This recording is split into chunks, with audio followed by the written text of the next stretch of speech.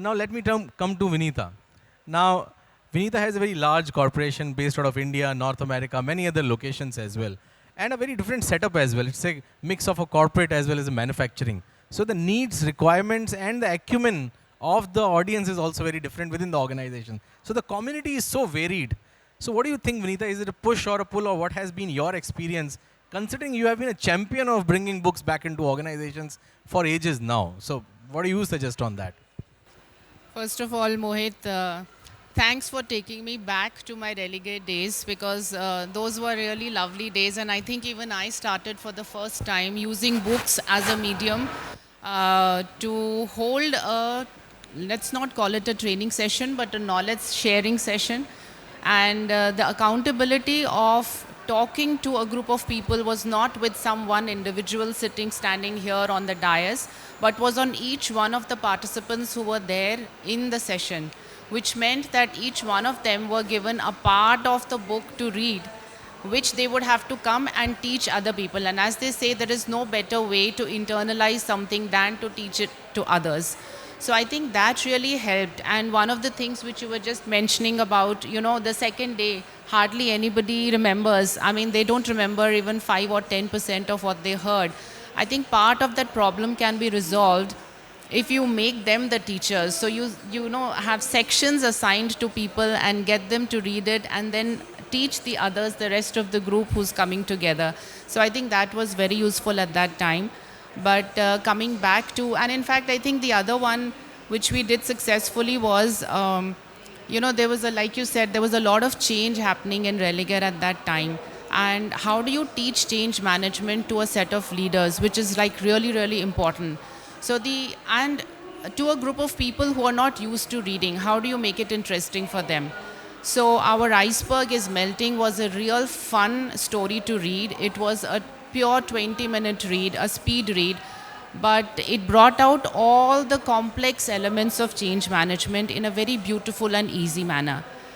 And I think what we did was get the senior leader to come and talk about the book and have a discussion around it. So which meant that there was also a bit of leading by example which was getting demonstrated there. But coming back to whether it's a push or a pull, I think given that in organizations we are really stretched for time, there is absolutely, we are swamped from morning to evening, and whatever time we have left, we have to manage our family, give time to the family, also devote some time to our own health and well-being, and other chores that we need to do, and sleep, which is very essential. So there is like really very little time left for us to read. But I think it's about, so therefore it still continues to be more of a push within the organizations, in my understanding, unless you make it, you weave it into their day-to-day environment, weave it into their learning within the space of the organization. See, I'll just give you a couple of examples of within my own small team. I'm not going to talk about the bigger organization, but within my own small team, how have I encouraged this? First of all, I just surround myself with books. So anybody who's entering my cabin will see numerous books, right? So that will be the first conversation starter. And if anybody in my team is working on something, I will just pick one up and say, why don't you read? There is a chapter on this which will help you understand and get you jump started to, put your thoughts together. So I remember we were talking about, say, about our culture shift in the organization. And I just picked up the culture code. There's a book, I gave it to my team member that, read it and then put something together. So that I think is one important way to just, get them kick-started by just sharing a book that you already have.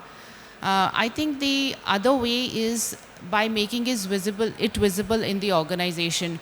So I know people these days want to read more online or in the digital manner, or they want to listen more. But if you have books, if you have a library, if you have a place where people can sit down and read, I think they will do that. So visibility is very important. And to my mind, like I'm still old school, so I feel that if I don't get to underline things, if I don't get to mark all the important points and then, make my own notations, it's very difficult to recall what you've heard through an audio book or what you've read in a video.